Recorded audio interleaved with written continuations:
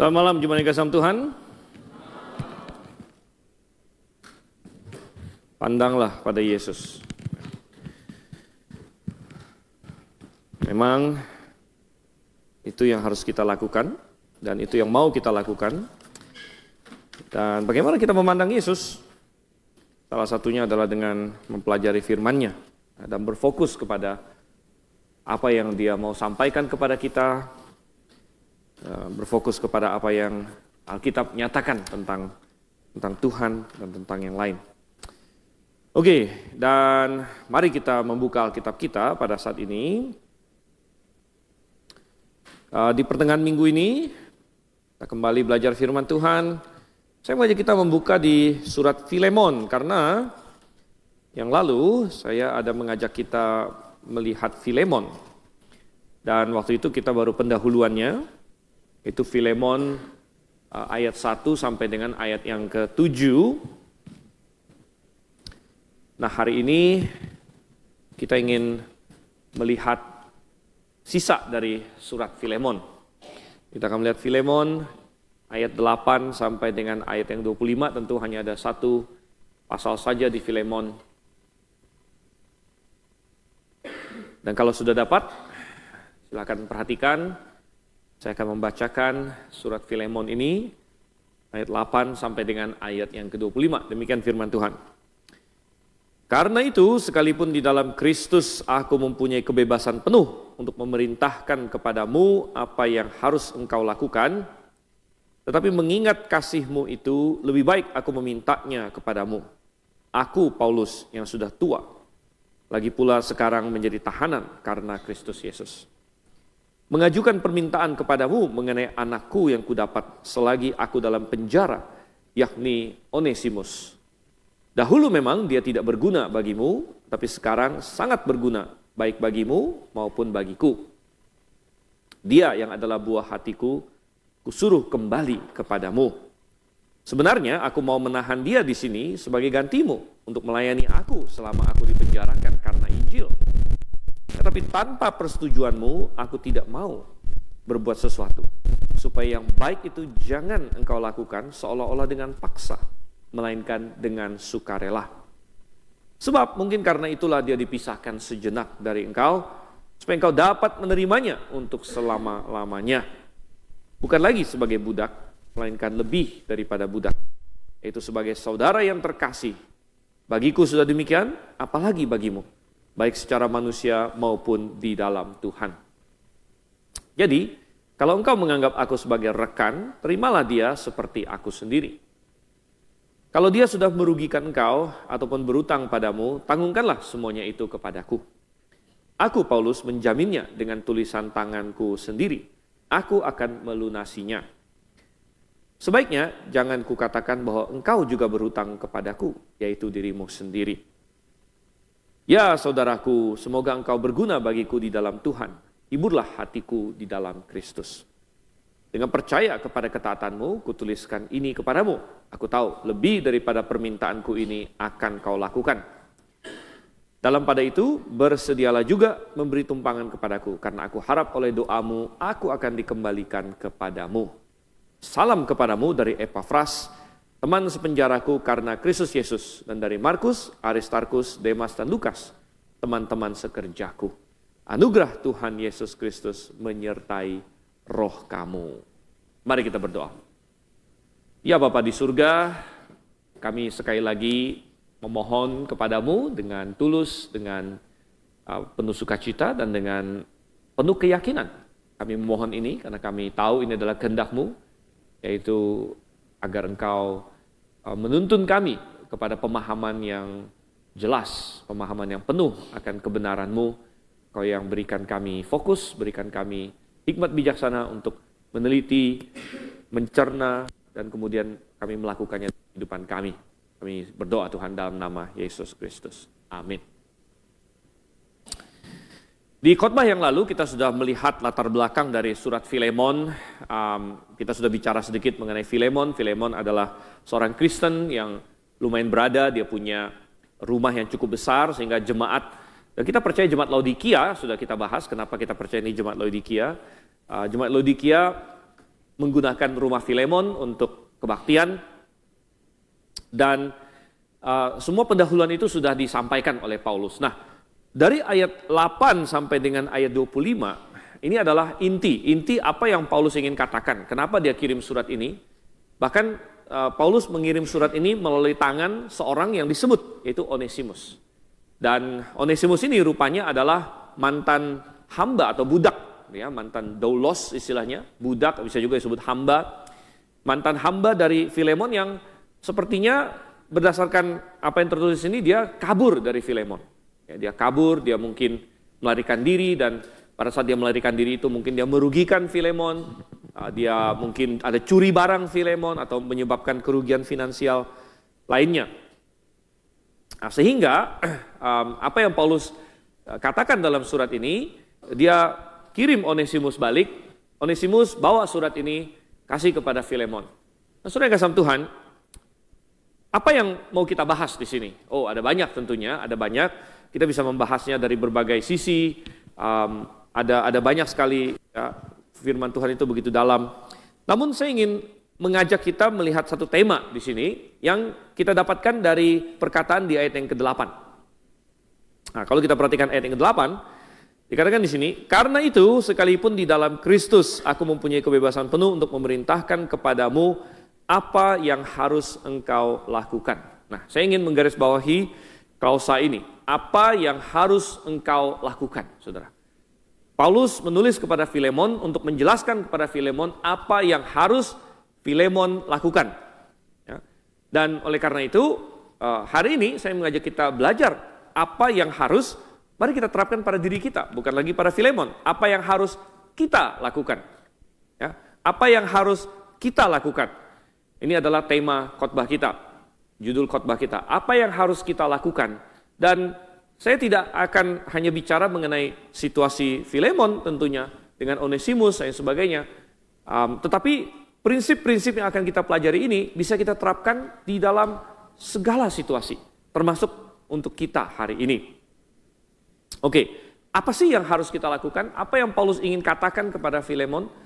Apa yang harus engkau lakukan? Dan ada beberapa hal, saya akan membagikan 4 hal. 4 hal yang harus kita ketahui mengenai apa yang harus kita lakukan, yang Paulus tekankan di sini. Apa yang harus kita lakukan? Yang pertama, saudara kasih Tuhan, kita ingin melihat motivasi dari apa yang harus kita lakukan.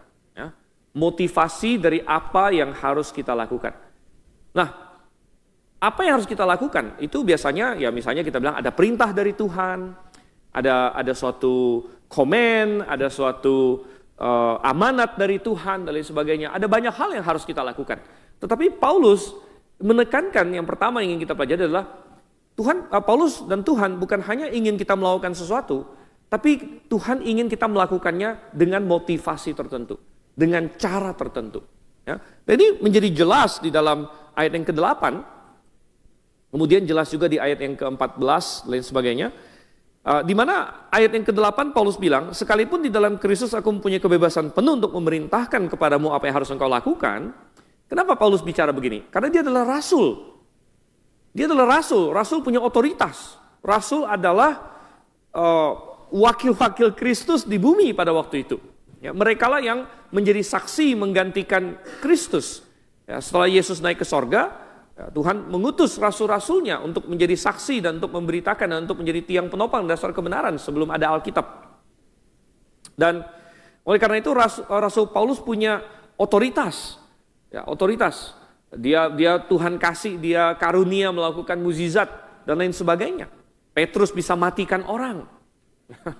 Ananias Safira dia matikan dan lain sebagainya. Jadi sebagai rasul Paulus punya otoritas. Dia bisa tulis surat dengan nada mengancam kepada Filemon. Filemon, kalau kamu tidak lakukan ini, ya maka kamu akan dikutuk atau kamu akan dihukum dan lain sebagainya. Atau dia bisa menulis kepada jemaat Laodikia. Tadi kemarin kita bilang kan, gembalanya adalah Arkhipus. Dia bisa tulis sama Arkhipus. Arkhipus, kalau Filemon nggak benar, disiplinkan dia, ya, usir dia dari gereja dan lain sebagainya. Bisa-bisa saja Paulus menulis seperti itu, tapi tidak. Paulus bilang, aku bisa saja memerintahkan, tapi aku lebih baik meyakinkan kamu. Karena aku ingin kamu melakukan apa yang harus engkau lakukan, bukan karena engkau ketakutan, Bukan karena ancaman, tetapi karena apa? Karena kasih. Perhatikan ayat ke-9. Tetapi mengingat kasih itu. Mengingat kasih itu. Kasih apa, saudara? Ingat bahwa ini nyambung ya, ayat 8, ayat 9 nyambung. Ayat 8 dimulai dengan kata karena itu. Karena apa? Ayat 7 bilang apa? Dari kasihmu sudah peroleh kegembiraan besar dan kekuatan sebab hati orang-orang kudus telah kau hiburkan, saudaraku. Jadi di ayat 1 sampai 7, Paulus sudah membahas bahwa Filemon, engkau adalah orang yang mengasihi Tuhan. Karena bayangkan, rumah dia dijadikan tempat kebaktian, dijadikan tempat berjemaat. Kemudian dia mengasihi orang percaya. Ya, jadi Paulus tahu Filemon mengasihi Tuhan, mengasihi manusia. Oleh karena itu Paulus bilang, ini sudah bagus. Aku ingin kamu melakukan apa yang harus engkau lakukan karena kasih. Bukan karena ancaman dan lain sebagainya. Nah ini digemakan lagi di ayat yang ke-14. Di mana Paulus bilang, tetapi tanpa persetujuanmu aku tidak mau berbuat sesuatu supaya yang baik itu jangan kau lakukan seolah-olah dengan paksa, melainkan dengan sukarela. Nah saudara, saya rasa ini hal yang benar sekali. Bukan hanya untuk Filemon tapi juga untuk kita hari ini. Ya. Tuhan ingin kita taat kepada Dia. Tuhan ingin kita melakukan hal-hal yang benar. Tuhan ingin kita melakukan perintah-perintahnya bukan karena merasa terpaksa. Bukan karena kita merasa terancam, ya. Bukan karena gembala sidang ngancam akan ngapain gitu, atau tidak. Apa kata Yesus di dalam Yohanes 14, bahkan ada minimal 3 kali Tuhan Yesus berkata, kalau engkau mengasihi aku, jikalau kamu mengasihi aku, turutilah perintah-perintahku. Ya. Apa motivasi kita menuruti perintah-perintah Tuhan? Kita mengasihi Tuhan. Jika kamu mengasihi aku, turutilah perintah-perintahku. Perkataan ini, prinsip ini diulang cukup banyak kali dalam Alkitab. Anda boleh cek nanti berapa kali kata frase ini muncul. Dan ini menunjukkan bahwa Tuhan ingin kita berbuat yang benar karena mengasihi Dia. Ya. Saya rasa siapapun yang sudah pernah menjadi orang tua akan paham akan hal ini. Ya. Orang tua bisa membuat anaknya taat ya, dengan ancaman dan dengan kekerasan. Ya.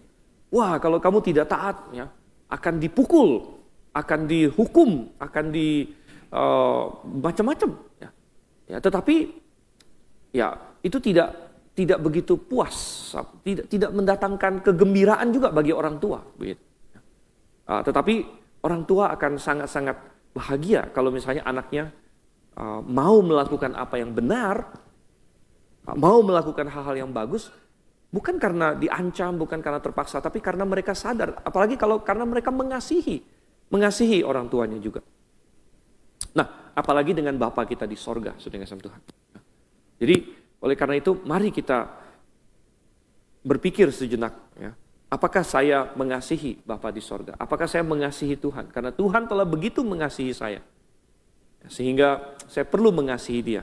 Dan oleh karena itu saya mau melakukan apa yang harus kita lakukan. Nah itu yang pertama, motivasi, saudara-saudara. Yang kedua, poin kedua yang dibahas oleh Paulus di sini adalah bukan hanya motivasi dari apa yang harus kita lakukan, tapi kekuatan untuk apa yang harus kita lakukan. Kekuatan untuk apa yang harus kita lakukan. Mungkin ada orang berkata, aduh susah sekali kalau saya harus mengasihi Tuhan, sampai harus taat kepada Dia, nanti Tuhan suruh begini, suruh begitu. Ya. Saya sepertinya malas saja gitu, saya malas untuk melakukannya, saya tidak mau melakukannya. Dari mana kekuatan itu, saudara kasih Tuhan? Nah, kekuatan itu dimulai dari suatu perubahan, suatu transformasi. Dan Paulus menyinggung hal ini. Kita lihat ya dari ayat 9, 10, 11, dia mulai masuk di sini kepada satu orang yang namanya Onesimus. Dan Onesimus mengalami perubahan yang dahsyat. Ayat 10, ya, di mana Paulus berkata, aku Paulus yang sudah tua, tahanan karena Kristus Yesus, mengajukan permintaan kepadamu mengenai anakku. Anak apa ini? Nah, ada kalau bahasa Indonesia ada sering istilah anak ketemu gede gitu ya. Anak ketemu gede. Ya. Jadi anakku katanya. Anakku yang kudapat selagi aku dalam penjara, yakni Onesimus.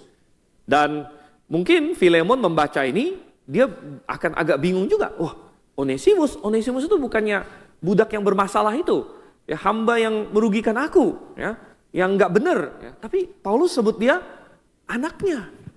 Ya. Dan apalagi ayat yang ke-11, dahulu memang dia tidak berguna bagimu, tapi sekarang sangat berguna, baik bagimu maupun bagiku. Dan ini ada suatu permainan kata, sengaja Paulus, karena Onesimus itu ada arti namanya. Nah, kemarin kita sering bilang nama itu biasa ada arti ya. Onesimus itu artinya berguna. Ya. Nah, jadi berguna, itu arti dari kata Onesimus sebenarnya. Ya. Nah mungkin ya dulu Filemon berpikir, wah ini nama kamu Onesimus tapi nggak cocok gitu kan. Kamu ini orang yang tidak berguna. Nah, Mojung kalau ini bahasa Hakka gitu kan. Nah, ada yang pernah dengar orang tuanya bilang Mojung, ya, nggak ada guna, Meyung. Gitu ya. Kalau jadi anak jadi Meyung, misalnya, ya. Tidak berguna, ya, tidak berguna. Tetapi Paulus sengaja memainkan kata-kata di sini. Dia bilang, oke, dulu dia tidak berguna, akrestos katanya. Tapi sekarang dia sangat berguna baik, eukrestos. Dulu dia akrestos, sekarang dia eukrestos katanya. Ini dia sengaja memainkan kata Onesimus itu di situ. Dan ternyata terjadi suatu perubahan besar pada diri Onesimus kalau begitu. Ada suatu transformasi. Itulah yang memberi kekuatan sehingga manusia bisa melakukan apa yang harus kita lakukan. Ya. Ingat bahwa kekristenan bukan berkata bahwa saya harus berbuat baik, saya harus taat kepada Tuhan, baru saya masuk surga. Tidak, karena kita selalu gagal. Manusia gagal, manusia tidak mampu. Ya. Tetapi kekristenan berkata, dapatkan keselamatan di dalam Yesus Kristus. Dapatkan kelahiran kembali, dapatkan transformasi hidup. Dan sesudah itu kamu memiliki kekuatan untuk melakukan perintah Tuhan. Untuk melakukan hal yang benar, hal-hal yang harus kita lakukan. Dan saudara kasih Tuhan, ada suatu perubahan besar di sini ya. Dan Filemon mungkin kaget. Wow, Onesimus ini berubah. Dan ketika Paulus menulis ini, mungkin Paulus juga ingat bahwa dia juga sudah berubah total. Dulu sebelum dia transformasi, sebelum dia lahir baru, dia adalah orang yang memasukkan orang-orang Kristen ke dalam penjara. Kita baca di Kisah Rasul pasal 9. Dia jalan, ya, dia menyeret orang Kristen, masukkan dalam penjara. Tapi apa yang Paulus katakan di ayat 9? Sekarang giliran dia yang masuk penjara. Bukan dia masukkan orang dalam penjara. Tapi Paulus bilang, sekarang aku sudah tua, tahanan karena Kristus Yesus. Betapa suatu perubahan. Dulu dia masukkan orang dalam penjara, menganiaya, sekarang dia rela masuk penjara karena Kristus. Dia rela untuk melakukan apa yang harus dia lakukan.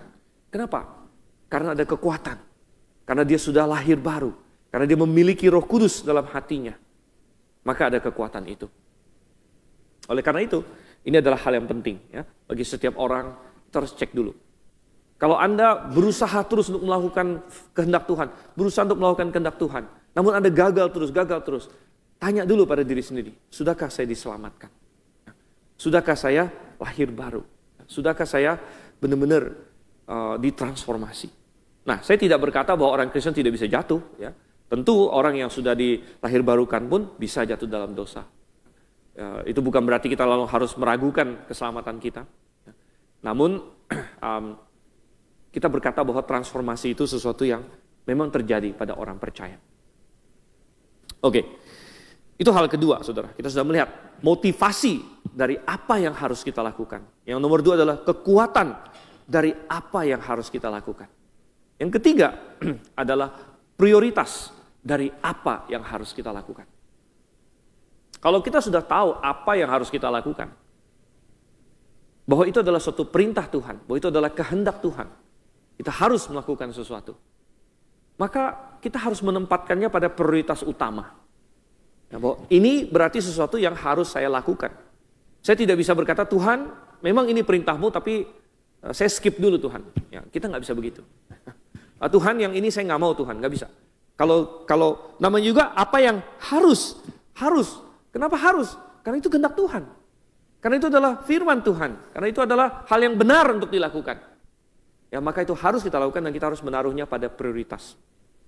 Dan ini terlihat ya. Coba kita lihat dari ayat 12 di sini. Ayat 12. Dia yang adalah buah hatiku, kusuruh kembali kepadamu. Sebenarnya aku mau menahan dia di sini sebagai gantimu untuk melayani aku selama aku dipenjarakan karena Injil. Tapi tanpa persetujuanmu, aku tidak mau berbuat sesuatu. Supaya yang baik itu jangan kau lakukan seolah dengan paksa, melainkan dengan sukarela. Oh, saudara yang kasih Tuhan. Ketika Paulus memenangkan Onesimus dengan Injil, dia injili, ya, anaknya ketemu gede ini. Seorang Onesimus, kita nggak tahu ceritanya bagaimana. Onesimus bisa sampai ke Roma, bisa ketemu Paulus, bisa diinjili oleh Paulus, bertobat. Dan rupanya Onesimus menjadi seperti yang Paulus katakan, sangat berguna.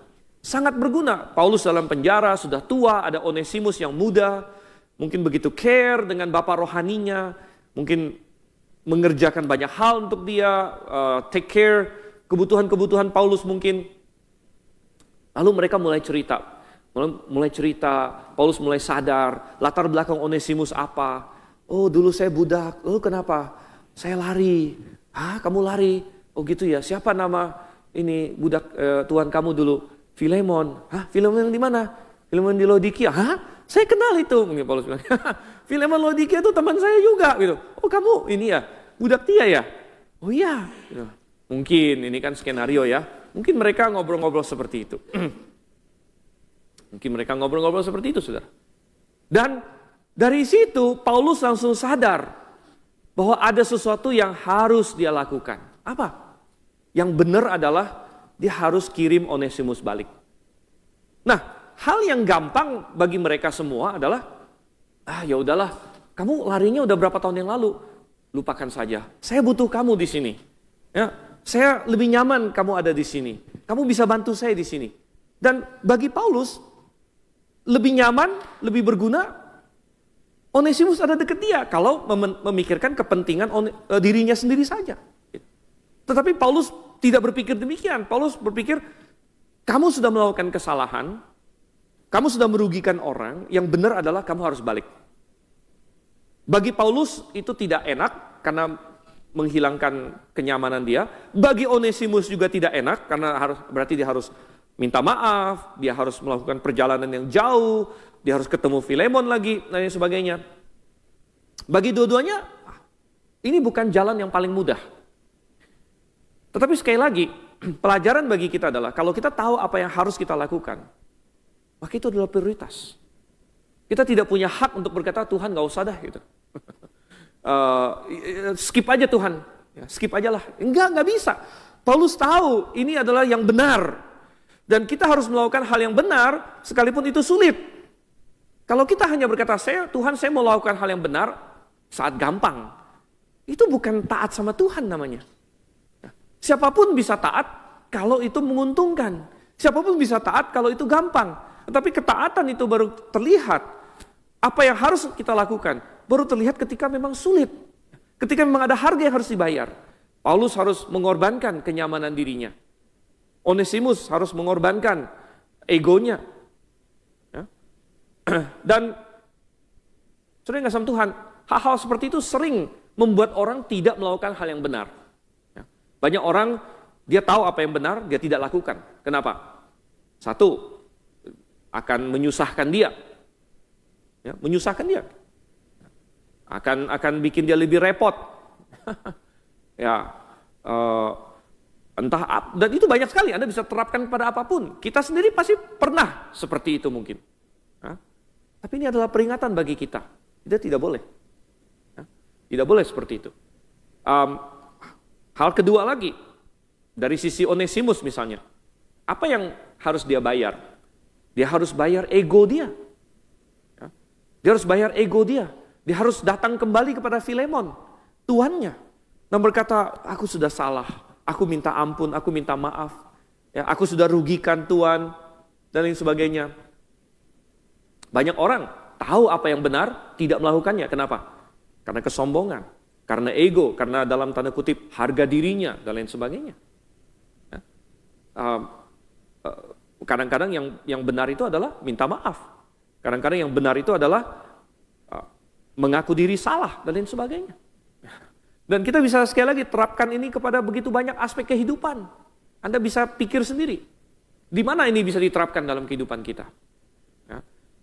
Ada orang yang karena masalah kenyamanan, karena masalah ego, ya dia berkutat dalam dosa. Atau dia tidak mau mengambil keputusan untuk kebenaran. Ya. Ada berapa banyak orang yang telah dengar seminar, telah tahu doktrin yang benar misalnya, tapi tidak mau bergabung. Kenapa? Ya mungkin masalah ego, ya, mungkin masalah kenyamanan, dan lain sebagainya. Ada begitu banyak hal, saudara. Coba kita lihat lagi di ayat yang ke-15 dan 16 di sini ya. Sebab mungkin karena itulah dia dipisahkan sejenak dari engkau, supaya engkau dapat menerimanya untuk selama-lamanya. Dan ini juga ayat yang menggambarkan kedaulatan Tuhan, ya Tuhan bekerja.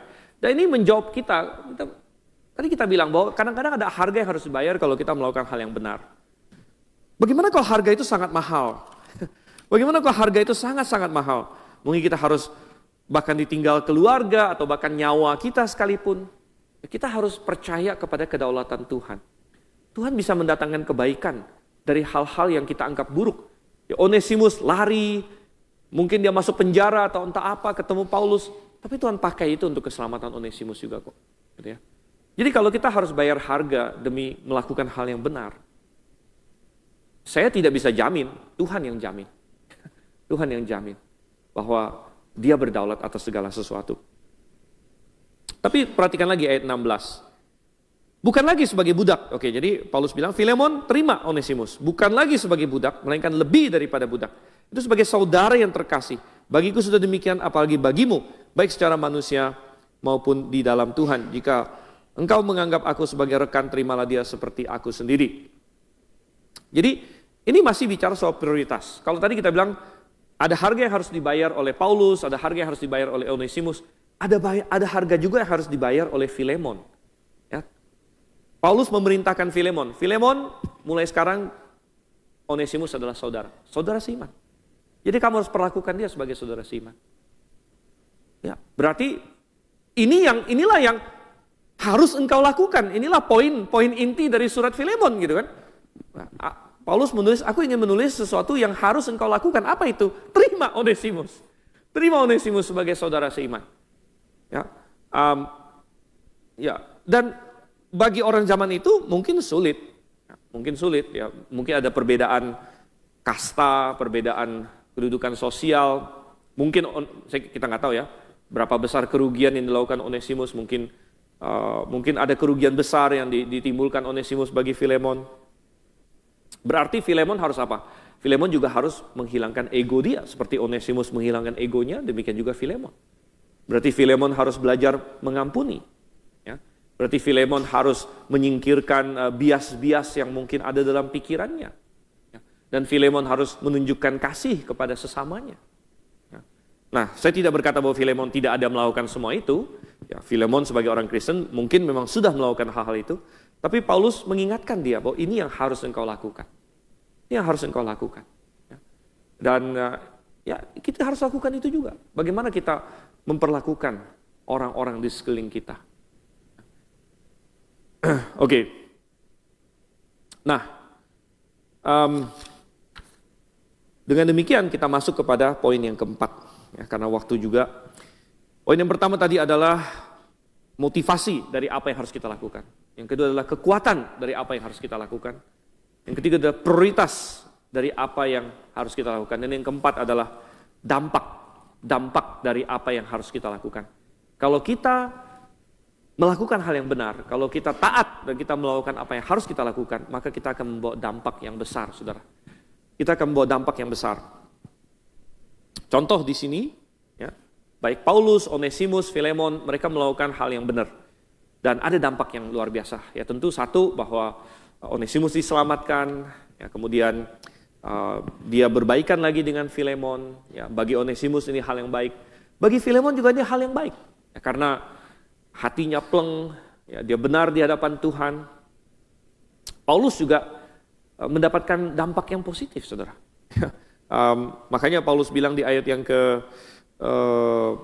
ke-20 di situ ya. Ya saudaraku, semoga engkau berguna bagiku dalam Tuhan.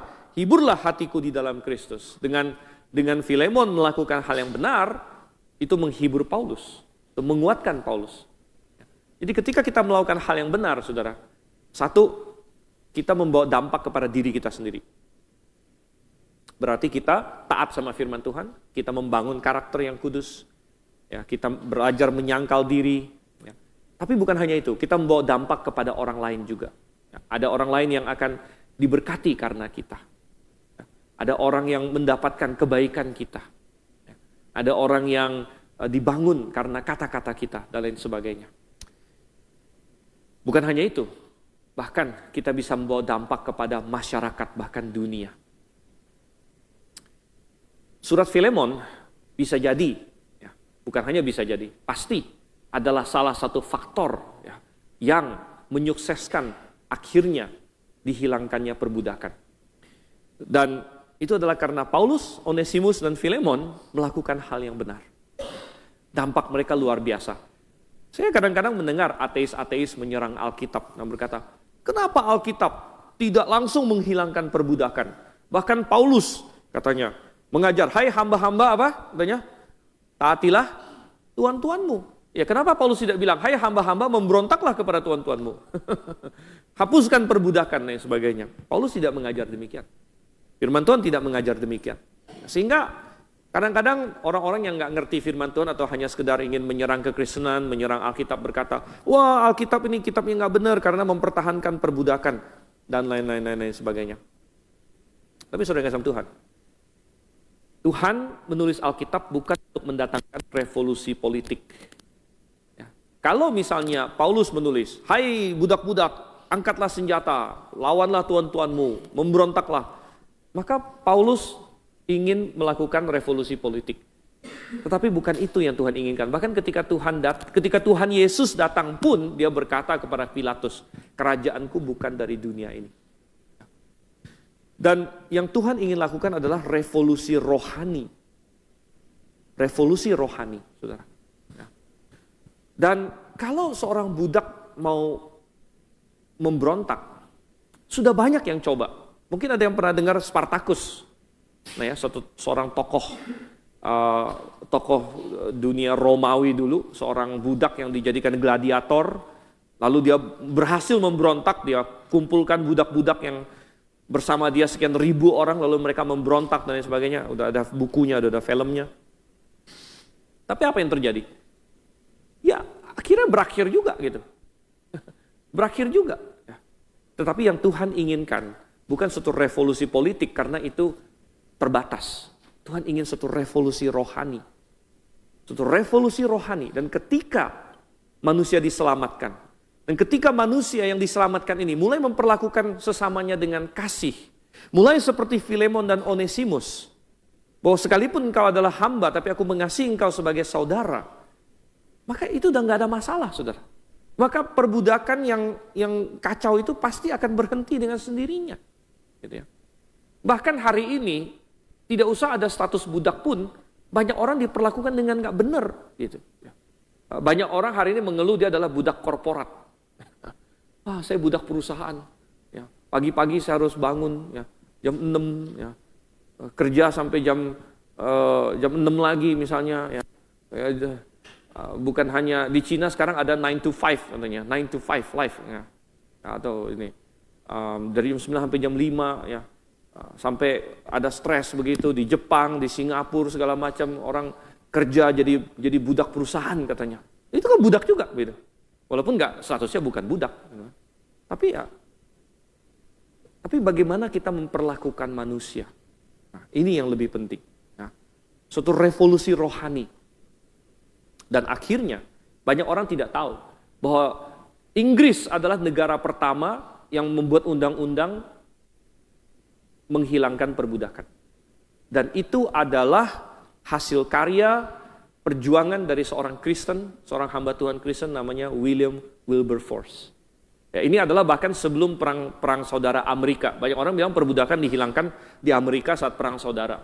Memang benar, tapi sebelum itu di Inggris mereka sudah duluan. William Wilberforce adalah tokoh dan dia berjuang untuk menghilangkan perbudakan karena dia orang Kristen. Karena dia berkata, prinsip-prinsip Alkitab harus dijalankan. Dan akhirnya saudara kasih Tuhan, benar, dengan adanya revolusi rohani, maka akhirnya perbudakan dihilangkan. Dan ini adalah dampak ketika kita melakukan apa yang benar, apa yang harus lakukan. Mari kita berdampak bagi diri kita, bagi orang lain, bagi dunia, bahkan kita menjadi terang dan garam dunia karena kita melakukan hal yang benar. Mari kita berdoa. Bapa di surga, kami mengucap syukur Tuhan. Surat Filemon memberikan pelajaran yang indah bagi kami. Bagaimana Engkau memiliki rencana bagi kami, Engkau memiliki perintah, mandat yang harus kami lakukan. Tapi marilah ajar kami Tuhan untuk melakukannya dengan motivasi yang benar, dengan kekuatan dari Engkau, dengan prioritas yang benar dalam hidup kami, sehingga kami membawa dampak bagi orang-orang sekeliling kami dan kami sendiri. Kami berdoa Tuhan dalam nama Yesus Kristus. Amin.